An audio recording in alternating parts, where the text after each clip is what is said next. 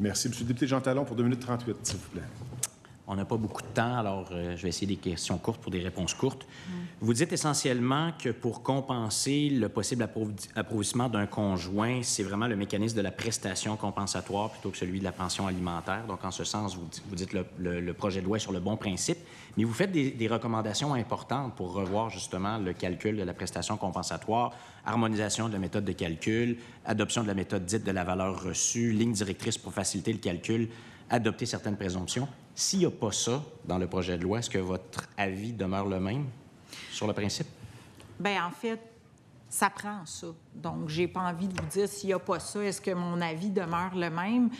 S'il n'y a pas ça, mon avis ne sera pas plus qu'il faut se contenter d'un mécanisme, par exemple la pension alimentaire, qui n'est pas faite pour ça parce qu'on n'est pas capable de faire le travail jusqu'au bout. Donc, je me dis, ben non, il faut le faire, la job, il faut la faire jusqu'au bout, il faut être cohérent avec les fondements qu'on cherche à défendre. Très bien. De manière générale, vous dites, bien, il faut se détacher d'une certaine approche paternaliste dans la gestion là, des relations entre les conjoints ou entre les époux. Mais certaines critiques disent qu'il y a encore quand même souvent des situations où un des conjoints ou une des conjointes est dans une situation de vulnérabilité et que là, ce qui risque d'arriver, compte tenu de la démographie au Québec, c'est qu'il va y avoir globalement un régime plus défavorable aux conjoints en situation de vulnérabilité qui va devenir celui qui va devenir un peu le régime général. Qu'est-ce que vous répondez à cette critique-là? Je réponds 2 choses. Il faut arrêter de penser que le conjoint dit placé dans une situation plus favorable va forcément exploiter puis vouloir dominer l'autre. La majorité des Québécois, quand ils se séparent, heureusement, sont en mesure de gérer leur séparation sans aller se battre devant les tribunaux.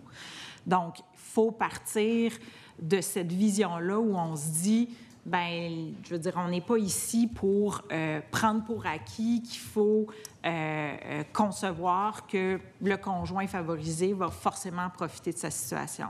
Le deuxième point, c'est qu'il faut arrêter de penser que les Québécois, que les Québécoises ne sont pas capables de régler leurs rapports pécuniaires conjugaux. C'est réducteur, c'est une façon de voir qui a plus sa place.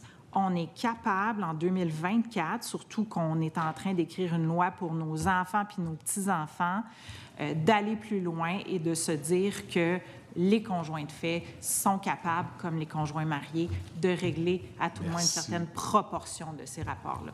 Merci, Maître. Merci beaucoup d'avoir été avec nous.